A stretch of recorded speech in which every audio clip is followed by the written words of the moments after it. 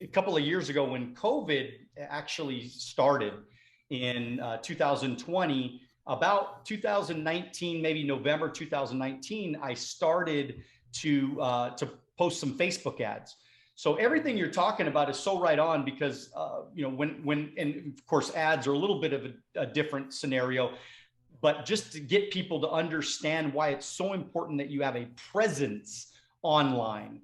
When I had a Facebook ad, the first thing they did when they clicked on my ad is they went and they Googled me. The first thing they did is they checked out my Instagram. The first thing they did is they checked out my Twitter.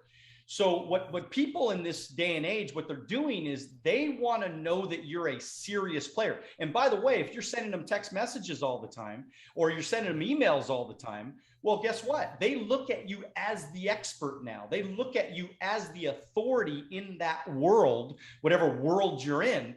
And they want to be in business with you. So it's interesting because there were so many people during COVID that went out of business. And my business went through the roof because I had massive amounts of leads coming in all of the time. People knew who I was because I already had a presence online. So they knew who I was. And so they would, get on a call with me, a Zoom call. And by the way, I never left my dining room table. I literally never, like for an entire year, and I just sat in front of a laptop and did Zoom presentations. And I wrote more sales in 1 year and recruited more recruits in 1 year than I'd ever done. And I've been doing this for 25 years. And I kind of went from zero. And the reason why I did it, and I don't really go in the field that much anymore, but the reason why in 2020 I did it is because I wanted to show my organization that it was possible, that you can't make excuses no matter what happens in the world, that a winner will always find a way. A champion will always figure out a solution to any issue that comes up. And persistence, like you were saying, persistence and determination and consistency, these are the things that separate the winners from the people that just don't make it. And so it was pretty powerful. And so the question I have for you is, like, looking at that online presence, because you have a really good online presence right now. So like, for example, if I wanted to go into business with you, all I got to do is look at your Instagram or look at your LinkedIn or whatever it is. And I can see that you spend time building content. You spend time giving value. You're always teaching and helping me as the consumer of your content. You're helping me become a better version of me. Therefore, if I ever wanted to go into business with you, it's much, much easier for me to say, yeah, let's do it, man. I want to be in business with you. Yeah. So in the system that I'm sharing with you, where you attention engineer, your content is actually not for new customers typically, or new recruits or new team members or whatever your business is. It's not for acquisition. It's for top of mind awareness. It's still because as soon as, like, if anyone here follows me at Andy Audate, I'm gonna reach out to you and I'm gonna ask you to get in contact with you. I wanna start a relationship with you right now off of Instagram, off of Facebook. I'm gonna reach out to you to make sure that we stay connected. If Facebook goes, and the number 4 thing I want to say is take responsibility. Everyone here, like, take super responsibility. I know Facebook is gonna go down one day. All businesses fail, it's just a matter of when. All businesses fail, it's just a matter of when. So take responsibility that all the work, I know there's a lot of people, like, for example, last October, so a year last year, my Instagram got deleted. I was getting a bunch of people doing fake accounts of my face. It would be my face, it would be my social media post, but they would add like an underscore or like a period after my name, and it's a fake account, I'm sure that happens to you now. So now the wrong account got deleted, and it was my actual real account that got deleted. Now, if I was someone who was completely reliant on my Instagram, then I know there's a lot of people that's like, how do you make money? Everything's on Instagram. Instagram is my CRM. And I'm like, no, you can't have it. So when I got my Instagram deleted, no one, besides my Instagram followers, no one knew. My income didn't know. My bank didn't know. I just knew because I looked at my phone, but I didn't fret. Why? Because I had a system post, after the platform. So many of my Instagram followers, I've already have them as leads to do business with in the first place. So it's having that process and that system to attention engineer. As soon as you come into my world, get you off of my Instagram. I don't want you to follow my Instagram. I really don't. But if you are going to be on Instagram, at least let me show you some of my content, right? And so that's why we use Instagram. But my open rate is better than my Instagram. How many people see my Instagram? If I DM X 100 people, I'm going to get more people to open up my text messages than they are going to open the DM. And that's just how it works, because on those platforms, there's so much noise. So take responsibility. Knowing that Facebook is going to go down one day, build a process to continue that relationship, that if they leave your Instagram, maybe you have a relationship with somebody on Instagram and that's the only way you know how to contact them, and you think that it's okay, that's the only way to contact them. Well, take responsibility that one day Facebook is going to go down. Do you still want to be in a relationship with them? Do you know if they're going to follow you on TikTok or not?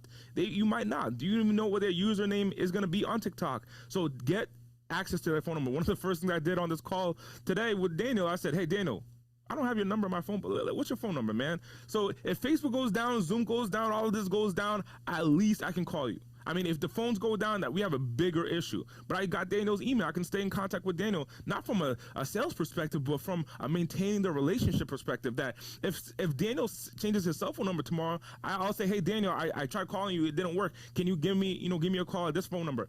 Things happen. Take responsibility to stay in communication. As you're growing your business, as you're taking it to the next level, you're going to get in front of a lot of people, and things happen where people change their phone numbers, they change their Instagrams, they change this, they change that. Get as much information as on people, so that way you can stay in contact with people, so that way you take advantage of the new platforms, of the new technologies that's coming out, because it's growing now faster than ever. So number one was really attention engineer. Get people off of whatever platform and be sure to engineer their attention, so that way you can have a relationship and a conversation with them. You said that fear is a direction. What does that mean to you? I'm a God-fearing man. God-fearing to me recognizes that God is really in control of this whole ship, everything. And when I think about the relationship that I have with God, my experience has been, when I feel that butterfly, I feel that nervousness to do something. It's as if I pray to God and I say, God, give me a sign to open up a business, or God, give me a sign to talk to this, if I should talk to this woman or not. And I feel that butterfly feeling in my stomach, that nauseating, like, oh my gosh, I'm nervous, I'm scared, what if. That's actually God telling me to do it. Like, the devil's trying to attack it so much, God is telling me to go in that direction. So 6 weeks ago, I got married to the love of my life. Her name is Lori. Her name is now Lori Audate. And I hosted an event 3 years ago, a conference that I was super terrified. It was with some big speakers, people on Real Housewives of Beverly Hills, some of the biggest speakers some people who are making $40 million in their business. I'm like, these are some top caliber people. I'm bringing them to speak on my stage, get them in on my platform. One guy, for example, he was doing $12 million a month in e-commerce, and I'm bringing these guys on my platform. We pull up to the conference, there's Lamborghinis out front and so forth, and I was completely terrified, because at the time, I'm 24 years old, and I'm putting all these attendees in the audience, bringing all these speakers to my conference, and I'm like, can I do it? Should I do it? Would I do it? Could I do it? All these thoughts are coming to my head. I got my family, my mom, my assistant flew my mom in on me, so it like surprised me, and I went, what if I'm a failure? What if this doesn't work out? So all these fears come to me. However, no BS. I don't know how many weeks before, but I got on my knees and I prayed to God, and I said, hey, I'm ready for my wife. Please bring me my wife. The next day, I'm watching a video on Tony Robbins and Sage, his wife. Tony Robbins met his wife at one of his seminars. She was front row. And as I was watching that, I said, that's it, God. I pray to you that this takes place. That conference that I was super tremendously fearful of, which I was this close to not doing it, I was so scared, this close to not doing it, that's where I met my now wife. And she sat front row. She walked up to me, and because one of the thoughts that I had in my head was, I'm at a conference, we have professionalism. This woman's so beautiful, I wanted to stay in touch with her. And now I have her number because she registered for the conference, but I said, hey, can I have your number personally? She gave me her number. We started our relationship. And that experience, to even ask for her number, I was scared. So every time I feel nervous, I feel fear, that's the direction to take.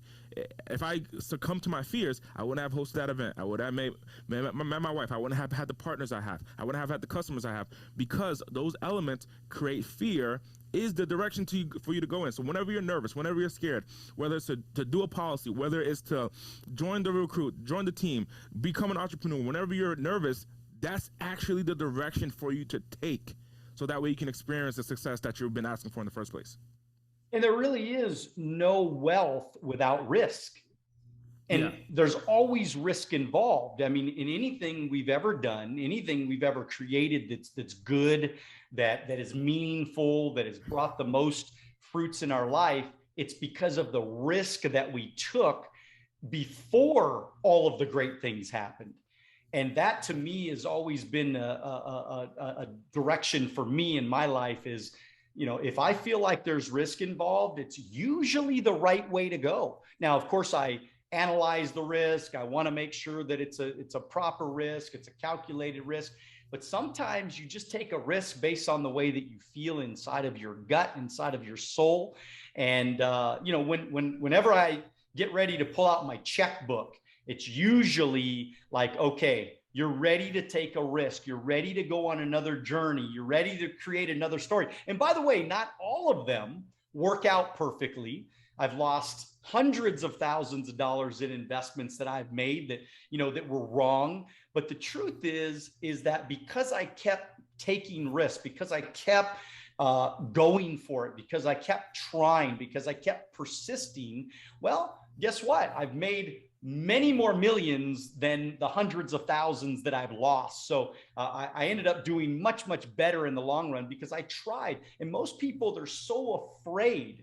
They're so scared to give up something to go up to that next level. They never take a chance. They never go for anything. They never, and by the way, this is kind of why you talk about being average, right? I mean, this is most people. This is why they will stay average for their life, right? Thank you for watching our short clips on Alonzo Academy. If you'd like to watch the next short clip, click here. If you'd like to watch the entire podcast, click here.